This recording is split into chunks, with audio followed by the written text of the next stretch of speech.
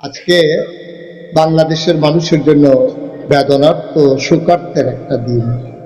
যে মানুষটি স্বামীহারা হওয়ার পরে ঘরের কোণে বন্দি থাকতে পারতেন, বাংলাদেশের মানুষের ক্রাইসিস পিরিয়ড ওভারকাম করার জন্যে যিনি গৃহবধূর জায়গা ছেড়ে দিয়ে রাজপথে রাজনীতিতে সক্রিয় হয়ে গোটা মানুষকে যিনি পথের দিশা দেখিয়েছিলেন, যিনি গণতন্ত্রের মানুষ কন্যা, আপোষহীন নেত্রী, যিনি ইসলামকে সমুজ্জ্বলভাবে সমুন্নত করার জন্য আজীবন লড়াই করে গেছেন, কোনো দলের সাথে যার কোনো গণ্ডি ফ্রেমে আবদ্ধ করা যাবে না, যিনি কোনো দলীয় নেত্রী ছিলেন না, যিনি আপামর মানুষের নেত্রী ছিলেন, আজকে মানুষটি দুনিয়া থেকে বিদায় হয়েছেন।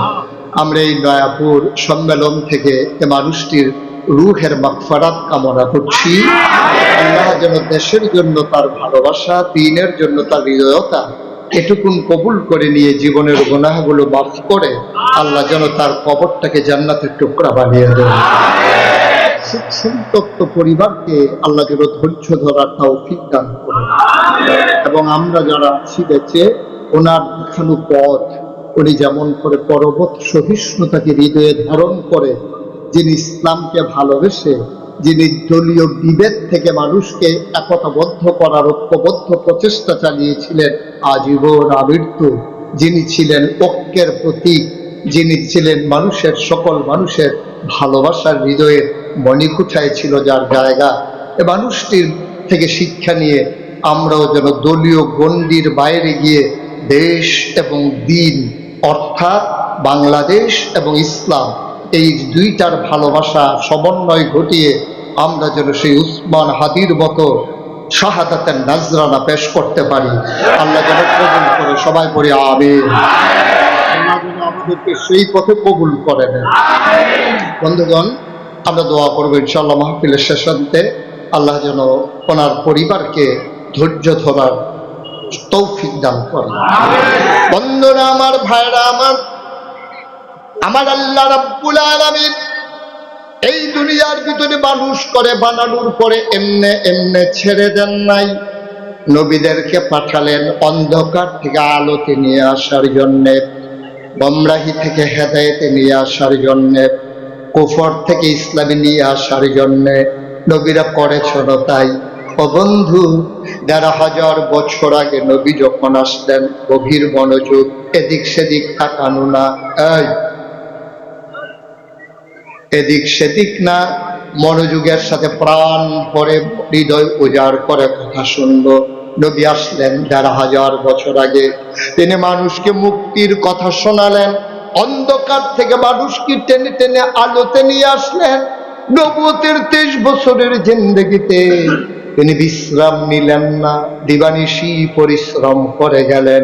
সামান্য ২৩ বছরের ব্যবধানে আল্লাহ নবী এমন একদল মানুষ তৈরি করে দিলেন যাদের ব্যাপারে কোরআনুল কারীম আল্লাহ ওয়াজ করে দিলেন রাদিয়াল্লাহু আনহুম ওয়া রাদু আনহু।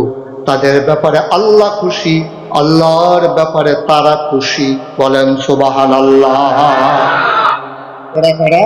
আবু বকর, ওমর, উসমান, আলী, তালহা, জুবাইর, আব্দুর রহমান ইবনে আউফ, সাদ ইবনে রবিয়া, আব্দুল্লাহ ইবনে আব্বাস, আব্দুল্লাহ ইবনে মাসউদ, আব্দুর রহমান ইবনে আবু বকর। সুবহানাল্লাহ। ওদের ব্যাপারে আল্লাহ খুশি, আল্লাহর ব্যাপারে তারা খুশি। এমন একদল মানুষ পরিণত করে দিলেন।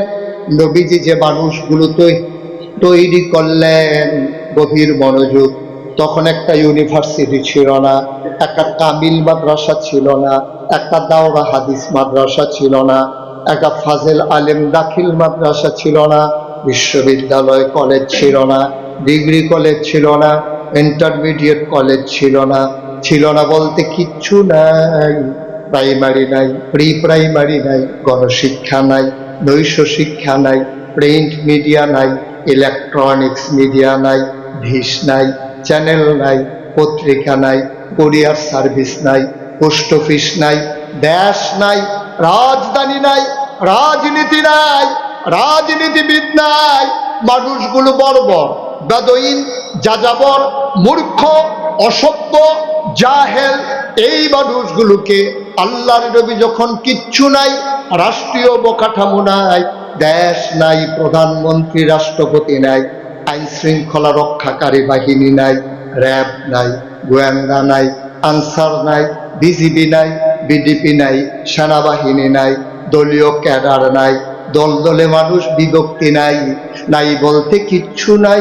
মুসলমান কোনো জেলা ছিল না, জেলা প্রশাসক ছিল না, ডিসিএসপি নাই, উপজেলা নাই, চেয়ারম্যান নাই, ওসি নাই, টিউনো নাই, কিচ্ছু নাই। নাই বলতে কিচ্ছু নাই। এই নাইয়ের ভিতরে ১,৫০০ বছর আগে আমার আল্লাহ রাব্বুল আলামিন তার নবীর মাধ্যমে একদল সোনার মানুষ বানিয়ে দিলেন। পশ্চিমা বিশ্বের যারা মনীষী, America, Britain, France, Germany, Sweden, Switzerland, বড় বড় দেশ যারা, ওদের ইউনিভার্সিটিতে গবেষণা শুরু হয়ে গেল। তখন ছিল মরু বেদুইন, যাযাবর, মূর্খ, সভ্য, জাহেল। ওই মানুষগুলো কি সামান্য 23 বছরের ব্যবধানে কেমন করে একটা মানুষ সোনার মানুষে পরিণত করে দিলেন? গবেষণা করে তারা দেখলেন যে জিনিসটি দিয়ে সোনার মানুষ বানালেন তার নাম হইল কোরআনুল কারীম। বলেন সুবহানাল্লাহ। কোরআনুল কারীমে আল্লাহ কোরআনের পরিচয় তুলে ধরলেন এভাবে, যালিকাল কিতাবু লা রাইবা ফিহি হুদাল লিল মুত্তাকিন। ও নয়াপুরের মানুষ, তোমরা যারা ভয় পাওয়া মানুষ, তোমরা যারা জান্নাতে যেতে চাও, তোমরা যারা জাহান্নাম থেকে বাঁচতে চাও, হুদাল লিল মুত্তাকিন, এই ভয় পাওয়া মানুষের জন্য কোরআন হলো হেদায়েত। সুবহানাল্লাহ কয় না? এই ভয় পাওয়া মানুষ কারা? ইউমিনুনা বিল গায়ব ওয়া ইউকিমুনাস সালাহ, যারা অদৃশ্য জিনিসের উপরে ঈমান এনেছে, নামাজ কায়েম করেছে। ওই ভয় পাওয়া মানুষগুলোকে আমার নবী তিল তিল করে তৈরি করলেন। ও মুসলমান, গভীর মনোযোগ। আমরা জানতে চাইলাম আল্লাহ,